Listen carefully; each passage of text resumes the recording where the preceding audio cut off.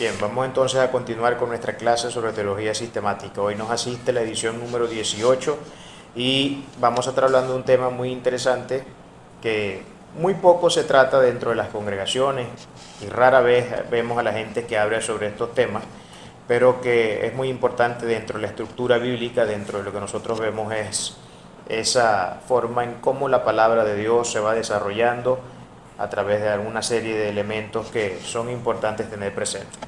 Para ello vamos a entrar al libro de Hebreos, en el capítulo 8, y vamos a estar haciendo lectura del versículo 3 al 6. Y este será nuestro texto introductorio para que la temática de hoy la podamos desarrollar. Dice, porque todo sumo sacerdote está constituido para presentar ofrendas y sacrificios, por lo cual es necesario que también éste tenga algo que ofrecer. Así que, si estuviese sobre la tierra, ni siquiera sería sacerdote, habiendo aún sacerdotes que presentan las ofrendas según la ley, los cuales sirven a lo que es figura y sombra de las cosas celestiales, como se le advirtió a Moisés cuando iba a erigir el tabernáculo, diciéndole, mira, haz todas las cosas conforme al modelo que se te ha mostrado en el monte, pero ahora tanto mejor ministerio es el suyo, cuanto es mediador de un mejor pacto, de un pacto superior, establecido sobre mejores promesas. Sobre este tema vamos a estar hablando hoy un poquito, sobre la cuestión de los pactos, porque en la Biblia tenemos una serie de pactos que por regla general la gente no tiene muchas veces idea, o tiene ideas muy someras, muy, digamos, incluso escuetas, ¿no?, sobre el tema de los pactos, ¿no? Pero en la Biblia hay diferentes tipos de pactos.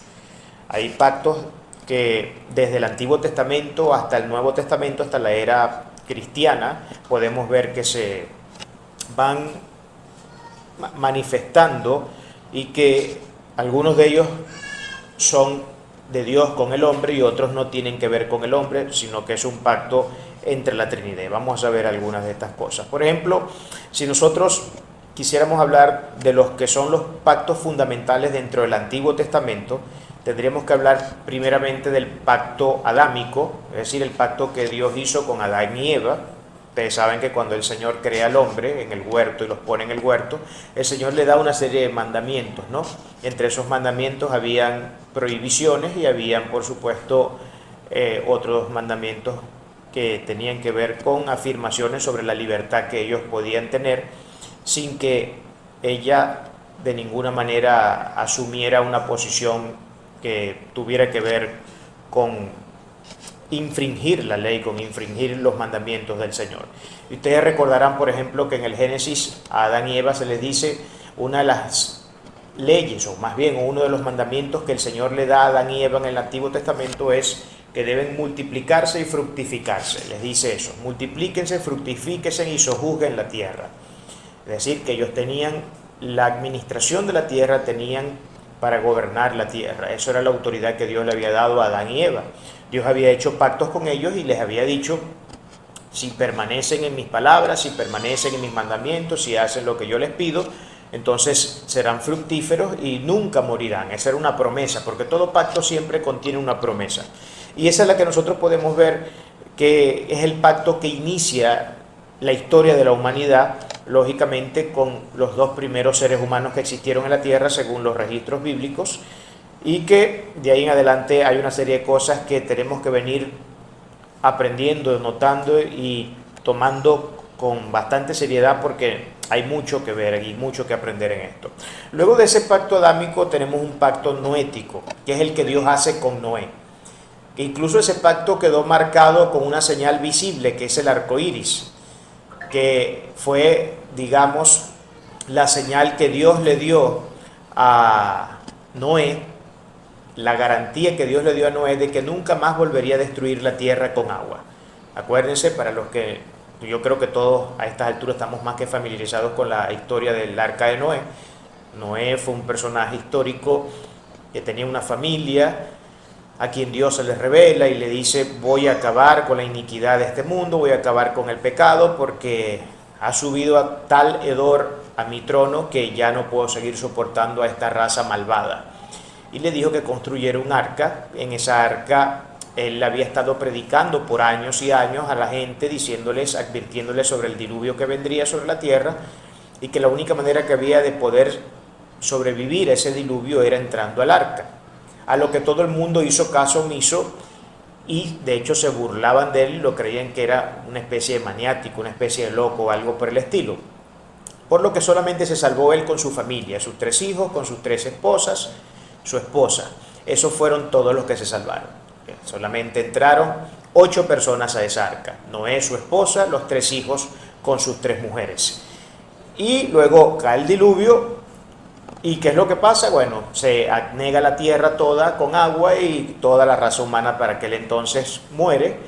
Y luego pues la raza humana viene a repoblarse desde los lomos de Noé y sus hijos. Y el pacto que Dios hace con él es que, bueno, de ahí en adelante la tierra nunca más volvería a sufrir lo que había sufrido en ese momento, a menos no por el agua, y como señal teníamos el arco iris. Ese es el pacto noético. Hay una serie de leyes también que dentro de la tradición hebraica y dentro de ciertas tradiciones se hablan cuando se habla del tema de Noé, ¿no? Hablando de las 7 leyes noádicas, que de ese tema no nos vamos a detener a hablar hoy, pero para que solamente lo tengan allí por si a alguno de repente le interesa investigarlo. Luego de eso vemos que hay un pacto con Abraham también.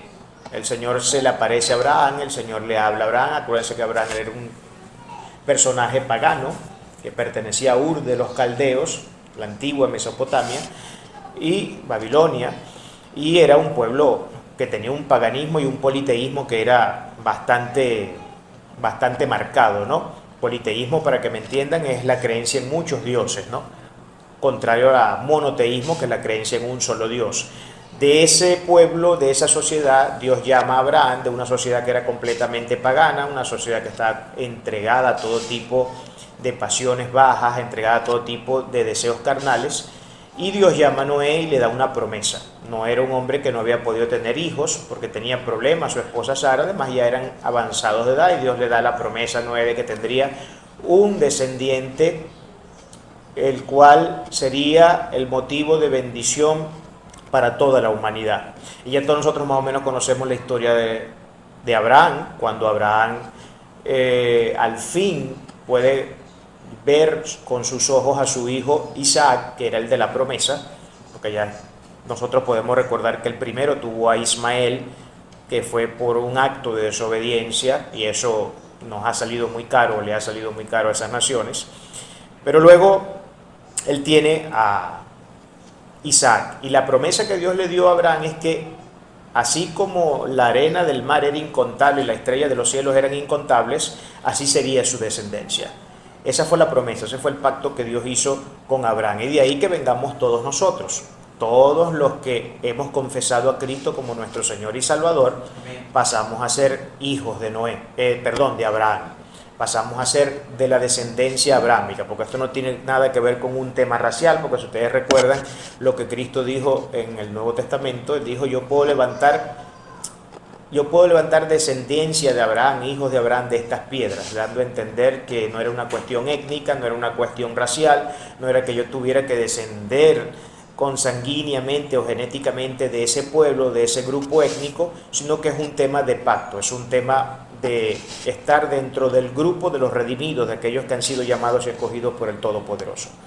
Luego tenemos un pacto mosaico, que también se le conoce como el pacto sinaítico, que fue ese que hizo Dios con Moisés cuando sube al monte Sinaí, le entrega las tablas con los 10 mandamientos, que era el pacto que él estaba haciendo. Estos son los mandamientos, esta es la ley moral, estos son los mandamientos que todo el pueblo debe seguir si quiere ser bendecido, si quiere ser salvo.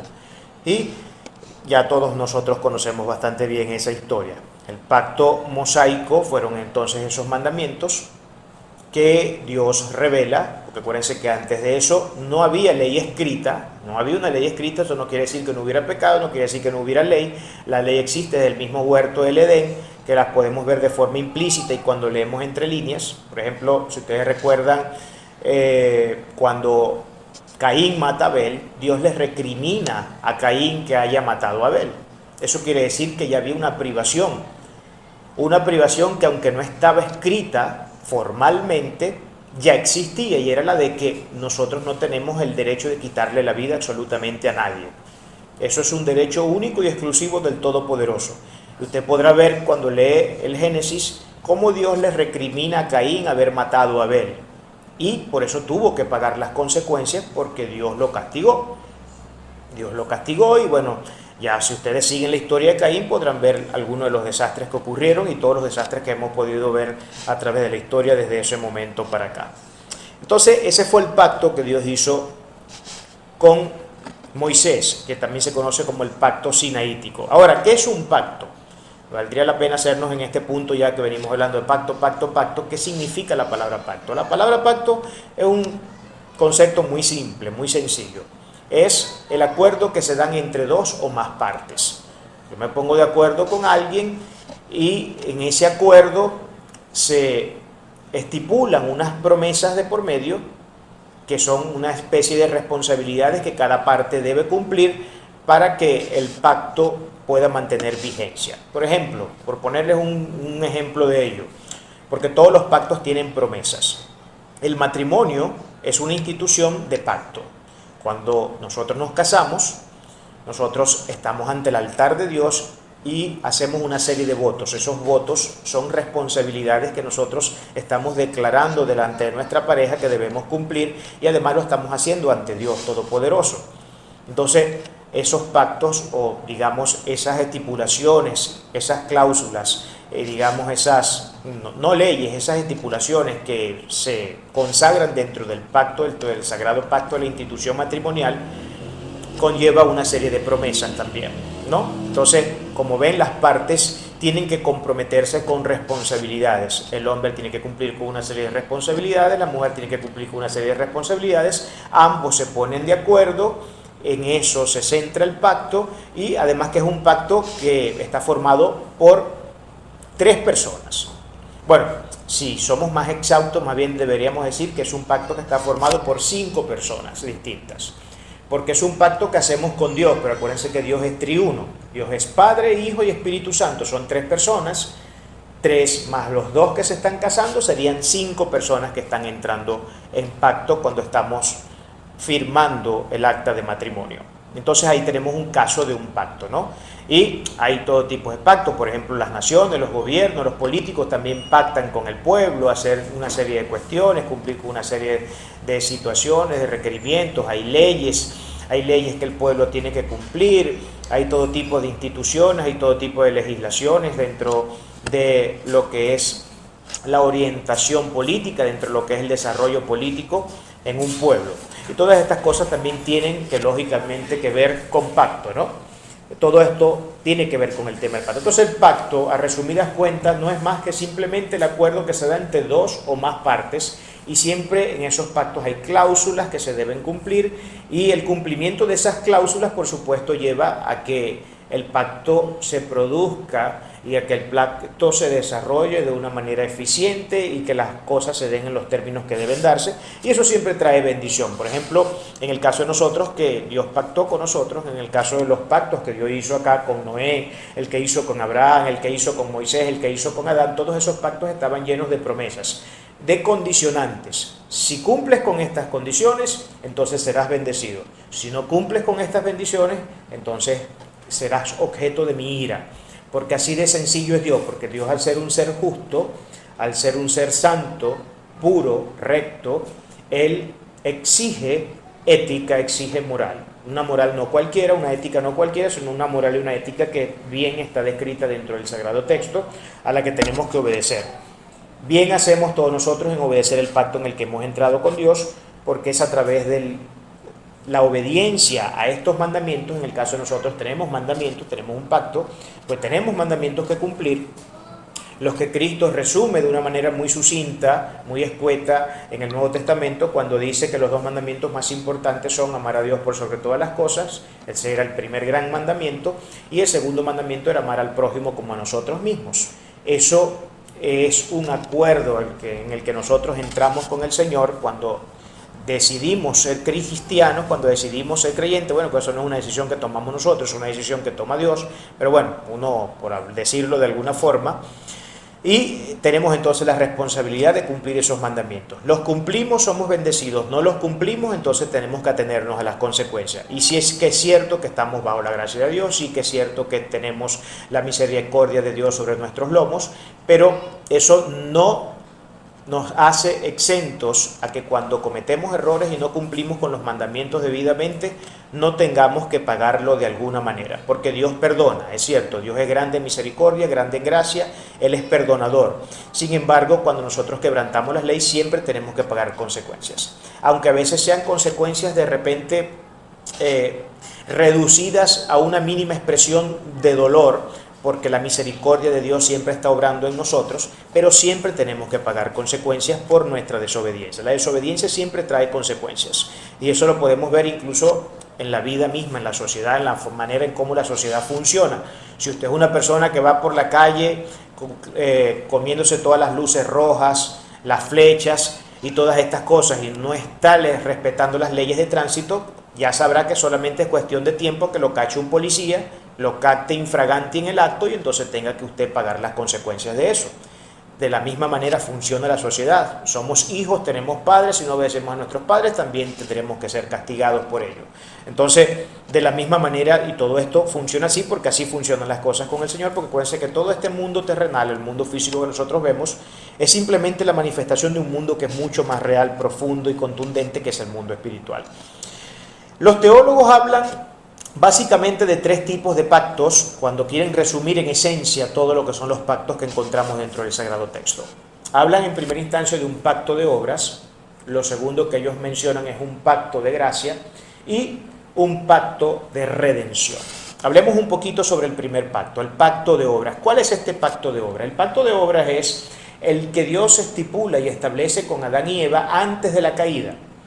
Ya les había dicho al principio que Adán y Eva recibieron una serie de instrucciones de parte de Dios. Por ejemplo, de todos los árboles que están en el Edén, puedes comer su fruto, pero del árbol de la ciencia y el conocimiento, no debes comer. Entonces ahí había un mandamiento negativo, restrictivo. Habían mandamientos positivos, donde la libertad del hombre podía sin ningún problema llegarse a esos árboles de quienes Dios había dicho que podían comer, pero había una privativa y era la de que del árbol de la ciencia y del conocimiento no debían comer. Entonces, cuando hablamos nosotros del pacto de obras, estamos hablando de ese tiempo probatorio que Dios le dio a estos dos seres humanos inicialmente, Adán y Eva, para probarlos. Un tiempo, lógicamente, valga la redundancia, un tiempo de prueba. Algunos dirían una dispensación, pero yo hablo es de pacto. Este momento, este tiempo donde ellos estaban siendo probados por Dios para que si cumplidos los mandamientos que Dios había estipulado, ellos fueran bendecidos. Y la bendición era que no iban a morir nunca. Ese era el gran beneficio que ellos tendrían si cumplían lo que Dios le había dicho que hicieran, que nunca iban a morir. Pero ya nosotros conocemos la historia.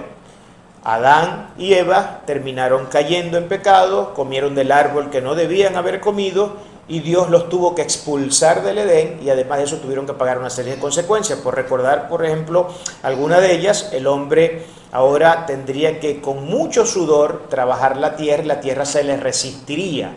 Por eso es que es complicado, ¿no? Por eso es que tenemos tantos problemas con la naturaleza. De repente a veces caen unas lluvias, unos chubascos gigantescos y de repente hacen perder toda una cosecha de meses que un agricultor había estado cuidando. Eso es parte de la maldición que el hombre recibe por causa de la desobediencia. Ahora la tierra se te va a resistir, cuando la trabajes, cuando la labres, se te va a resistir. Y esto me lleva a tener que recordar algo que por cierto muchas veces pasamos por alto. El trabajo es una bendición y Dios la instituyó desde el principio, desde que Dios creó al hombre. Dios instituyó el trabajo. Lo digo porque si nos acercamos a leer la tradición, por ejemplo, romana, que es del catolicismo romano, el catolicismo romano piensa que el trabajo, ellos han tenido una visión sobre el trabajo donde dicen que el trabajo es una maldición, que el trabajo es una maldición que Dios le puso al hombre, pero es que la Biblia no dice que el trabajo es una maldición. Lo que vino a ser una maldición era el trabajo, el fruto que el trabajo daría, o más bien la dificultad que habría para trabajar luego que el hombre cae. El trabajo es una institución que Dios le dio al hombre desde antes de la caída, no después de la caída. No fue que el hombre cometió pecado y en ese momento Dios le dijo, ahora vas a trabajar por razón de no haber cumplido con mis mandamientos y esta es la maldición que te pongo, que vas a ser un ser que tiene que trabajar. No, el problema no era el trabajo estaba instituido antes de eso, lo que es que ahora el trabajo estaría acompañado de dolor, sufrimiento y de resistencia de parte de la naturaleza. Eso es lo que vino a ser. En el caso de la mujer, Dios le dice a la mujer, ahora el hombre será tu señor y además de eso parirás con grandes dolores. Esa fue, por ejemplo, la condena que Dios le dio a la mujer en ese sentido, ¿no? Entonces vemos claramente que este pacto de obras fue roto por Adán y Eva, porque fue un tiempo en el que Dios los puso a prueba. Lógicamente entendemos que esa prueba, para que pueda ser una prueba, Dios le había otorgado una serie de privilegios al ser humano. Entre estos, el principal es que nosotros somos entes morales libres. Nosotros tenemos la libertad de tomar decisiones. Si no, no hubiera tenido sentido que Dios le dijera, de este árbol no vas a comer y de esto sí. Si Dios lo está diciendo, ya eso infiere el hecho de que hay una libertad en el hombre que bien puede resistirse al mandamiento de Dios y no hacer lo que Dios le está pidiendo, sino hacer justamente lo contrario a lo que Dios le está pidiendo. Y prueba de ello es que ellos exactamente hicieron eso, hicieron lo contrario a lo que Dios les estaba pidiendo. Lo que indica que lógicamente Dios no creó robots con un software programado para que le obedezca de manera perfecta, intachable, sino que por el contrario nos hizo seres que tienen una voluntad libre, que tienen una moral libre donde podemos nosotros tomar nuestras propias decisiones. Sin embargo, el consejo sabio de Dios siempre está. Y como pudimos ver la semana pasada, en la enseñanza de la semana pasada, hablamos del camino de la vida y el camino de la muerte. ¿Se acuerdan que solamente hay dos caminos? Uno que lleva a la vida y uno que lleva a la muerte. Dios siempre aconseja, toma el camino de la vida. Pero fíjense que es una elección. Es una elección que Dios le da al hombre. Te aconsejo que tomes buenas decisiones, te aconsejo que hagas las cosas que debes hacer, que cumplas con mis mandamientos, que hagas lo que tienes que hacer, para que de esa forma yo te bendiga en todo lo que tú hagas. Si nosotros nos atenemos a todas esas leyes, entonces podremos gozar del fruto y de los beneficios que Dios nos promete a nosotros. Entonces ese es el pacto de obra. Ahora tenemos que pasar a hablar del pacto de gracia. Pero antes de entrar al pacto de gracia, es muy común escuchar la idea. Ustedes saben que por regla general la gente tiene como especie de enemigos al pacto de obras con el pacto de gracia. Porque dicen que al pacto de gracia, llamársele pacto de gracia es porque es un acto de gracia, es porque hay un acto de gracia. Y al pacto de obra, puesto que no se llama de gracia, sino de obras, es una cuestión de obras. No. Entonces creemos que, por ejemplo, tenemos la falsa idea de que en el pacto de obras no existe gracia. Y claro que existe gracia. El solo hecho de que Dios haya entrado en pacto con el hombre y haya buscado convenir con ellos una serie de cuestiones, eso implica que hay gracia de parte de Dios. Porque ¿qué obligación tiene Dios de tratar con nosotros ningún asunto? ¿Qué obligación tiene Dios de hablarnos, de decirnos, de darnos buenos consejos? No tiene la obligación de hacerlo. ¿Por qué? Porque el hombre se rebeló ante él, incumplió los mandamientos, quebrantó la ley. No tenemos el derecho de que Dios siquiera se voltee a mirarnos. Y el hecho de que Él, a pesar de nuestra inmundicia, de nuestros pecados, de nuestros desatinos y de tantas cosas malas que nosotros hacemos en la vida, a pesar de eso Él se ha acercado, a pesar de eso Él nos ha hablado, a pesar de eso le envió a su Hijo a la cruz, a pesar de eso Él mismo se entregó en sacrificio vivo por nosotros, pero Él no tenía la responsabilidad de hacerlo. Él no tenía el derecho, el deber. No es una obligación para Dios. Entonces en el pacto de obras, claro que hay gracia, porque el solo hecho de que Dios se acerque al hombre, trate palabras con Él, firme un pacto con Él, eso indica que hay una gracia. ¿Cuál es entonces el pacto de gracia? El pacto de gracia es el que se da en el post-caída, la post-caída del hombre, ¿no? Es decir, el pacto de gracia es en el que entrarían toda la descendencia de Adán y Eva hasta nuestros tiempos, por supuesto, donde estaríamos bajo el poder de la gracia divina. Y acuérdense, por lo menos nosotros acá, Yo que tengo una creencia 100% calvinista en materia soteriológica y suscribo los 5 puntos del calvinismo, del TULIC, yo soy de los que creo firmemente, porque me parece que es la posición más plausible que podemos encontrar dentro del Sagrado Texto, que sin duda la salvación es un acto de gracia, únicamente de gracia. Nosotros nunca buscamos a Dios, nosotros no somos los que elegimos a Dios, Él es quien nos busca y Él es quien nos elige. Y esto no es por mérito propio, no es que Dios busca y elija al que Él ve que es más buenecito, al que Él ve que es menos malo. No, esto no tiene nada que ver con eso, porque no es por méritos, no es por méritos humanos. Porque si por méritos humanos fuera, toda la raza humana tendría que estar condenada al infierno, porque todos hemos sido malos. Todos hemos hecho cosas que no hemos debido hacer, todos seguimos haciendo cosas que no debemos hacer. Y si no fuera por la gracia y la misericordia de Dios, lógicamente la raza humana no existiría.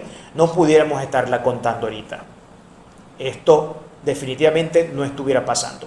Entonces el pacto de gracia tiene que ver con esa poscaída, después de la caída de Adán y Eva, toda la descendencia de Adán y Eva estarían entonces bajo el efecto de la gracia de Dios. Y en esa gracia, por supuesto, se da un elemento muy importante, que es la elección libre de Dios, de quienes a Él decide salvar y de quienes no decide salvar, de quienes decide llamar para ser redimidos y de quienes no decide llamar para ser redimidos. Creo que esto es algo más que claro, ¿no? Por último, tenemos el pacto de redención. En el pacto de redención, este pacto se distingue fundamentalmente de todos los pactos que hemos visto anteriormente, en el hecho de que este no es un pacto que Dios firma con el hombre, porque en el otro vimos que uno lo hizo con Abraham, otro lo hizo con Moisés, otro lo hizo con Adán, era siempre Dios pactando con el hombre.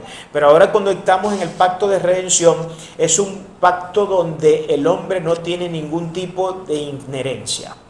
El hombre no está dentro de este pacto, sino que es la Trinidad quien pacta por la salvación del ser humano. El Padre, el Hijo y el Espíritu Santo se ponen de acuerdo para decidir ir en rescate del ser humano que se había perdido. Entonces es un pacto que se firma entre ellos tres. Y el acto de redención es un acto que se da entre las tres personas de la Trinidad. Por ejemplo, este no tuvo relación con el hombre. En este se da una distinción entre las tres personas de la deidad, como ya se los había dicho. El Padre inicia el plan, el Padre Celestial, Dios Padre, es quien inicia el plan.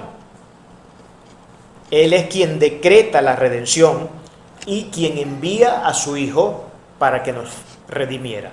Entonces, el Padre, para que lo entendamos de alguna forma, podríamos decir, en algún sentido, aunque un poco vago, que fue como que la acción intelectual del evento, del hecho, ¿no? El autor intelectual. O sea, él fue el quien planificó, decretó la salvación del hombre y luego envía a su Hijo en rescate de la salvación de ese hombre, su Hijo que ya sabemos que es nuestro Señor Jesucristo.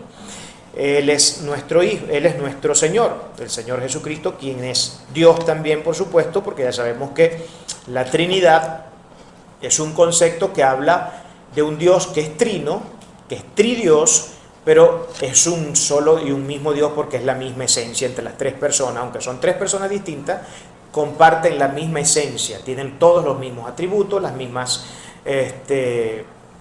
características, todos los atributos de la deidad, de la divinidad, los tienen cada una de estas personas, pero es un solo Dios, es una misma esencia. Entonces, el Padre inicia el plan y es quien decretó la redención y envió a su Hijo. El Hijo llevó a cabo la redención. ¿Quién es el que lleva a cabo la redención? El Hijo, ¿verdad que sí? El Señor Jesucristo es quien va a la cruz y muere por nuestros pecados para de esa manera podernos dar acceso al trono celestial, para darnos acceso a Dios Padre, para darnos acceso a poder tener una relación, a recuperar la relación que el hombre había perdido en el huerto del Edén por la caída de Adán y Eva. Cristo viene a recuperar los valores que el hombre perdió, el valor que el hombre perdió en el huerto del Adán, en el huerto del Edén, por las consecuencias que trajo el pecado de Adán y Eva. Entonces, Cristo nos salva. Él es quien nos salva, Él es quien ejecuta la labor de la redención. La labor de la redención, el Padre la planifica, el Hijo la ejecuta y el Espíritu Santo la aplica sobre cada uno de nosotros. Por eso es que si usted le hace la pregunta, ¿Y quién es el responsable de la salvación nuestra? ¿El Padre, el Hijo, el Espíritu Santo? Usted tiene que saber que son los tres, porque los tres tienen participación en el acto de redención. El Padre planifica, el Hijo, el Padre es el autor intelectual, el Hijo es el autor factual, el que lleva a cabo el hecho, y el Espíritu Santo es quien aplica sobre nosotros la obra de redención. Ahora, ¿cómo es que esto se da? Acuérdense que Cristo, nosotros somos salvos por las obras, pero no por las obras nuestras, sino por las obras de Cristo. Y somos salvos por lo que Cristo hizo en su obediencia pasiva y activa. Hay dos tipos de obediencia que se distinguen aquí en teología cuando se habla de la persona de Cristo, que es una obediencia activa y hay una obediencia pasiva. Una obediencia donde Cristo simplemente era un corderito que callaba ante sus detractores y que no se defendía muchas veces, en la mayor parte de las veces no se defendía. Fue una obediencia pasiva donde él en su vida, porque nosotros siempre decimos, usted sabe que por regla general el evangélico tiene la mala costumbre de decir, pero entiendo que es por falta de estudios, ¿no? Que nosotros somos salvos por la muerte de Cristo, pero nosotros no solamente nos salvó la muerte de Cristo, nosotros nos salvó la vida y la muerte de Cristo, las dos cosas, porque Cristo vivió cumpliendo perfectamente la ley. Si él no hubiera podido cumplir o no hubiera cumplido perfectamente la ley, lo cual demandaba el juicio de Dios, lo que demandaba el juez supremo, que había que cumplir perfectamente esa ley para que la justificación del hombre pudiera ser posible. Y Cristo cumple todo eso no solamente en el momento que muere, porque murió por la ley sentenciado, sino en todo el momento de su vida, porque él vivió obedeciendo, él vivió cumpliendo todos y cada uno de los mandamientos a la perfección. No se equivocó en uno solo de ellos, no hubo una sola de las cosas que Cristo tenía que hacer que no las hubiera hecho. Entonces su vida es sumamente relevante, tan relevante como su muerte y su resurrección, porque en la vida es que él hace lo que hace. Luego termina de consolidar esa obra redentiva en el momento que él es clavado en la cruz y en el momento que su vida expira y entonces pasa al sepulcro, pero que luego al tercer día él resucita. Ahora, el Espíritu Santo tiene una acción muy importante también dentro del pacto de redención, porque el Espíritu Santo, ustedes saben que muchas personas, dependiendo de la tendencia evangélica, dependiendo del tipo de iglesia en la que se esté, ¿no? Si estamos de repente en un movimiento neopentecostal o pentecostal, vamos a ver que el tema del Espíritu Santo es un tema que se desarrolla mucho por el tema de los dones, por la cuestión del poder y todo este tipo de cosas que la gente hoy, armándose muchos circos y contratando muy buenos actores de Hollywood, hacen desde el púlpito, ¿no? Estas supuestas ministraciones y todo ese montón de cosas raras y locas que se ven en algunas iglesias, ¿no? Ese desorden de gente gritando, saltando, hablando y que lenguas y un montón de cosas en un desorden total, cuando Pablo dice que esas cosas tienen que hacerse en un orden.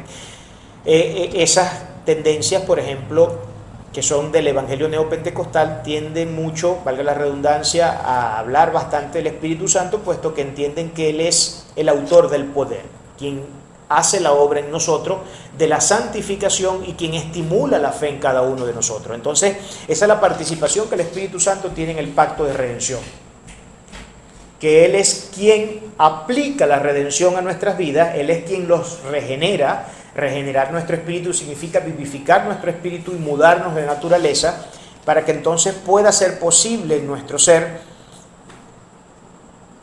el acto de la fe.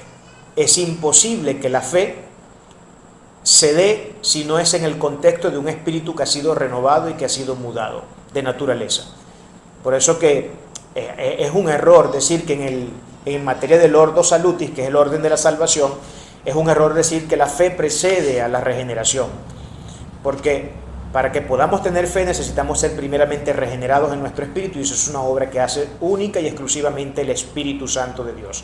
Él es quien hace la obra de la santificación y él es quien también hará la obra de la glorificación en el momento que nosotros pasemos a estar en el estado eterno. Entonces, aquí hemos podido ver de manera muy resumida, muy escueta, cuál es la participación que cada una de las partes tiene dentro de este pacto de redención.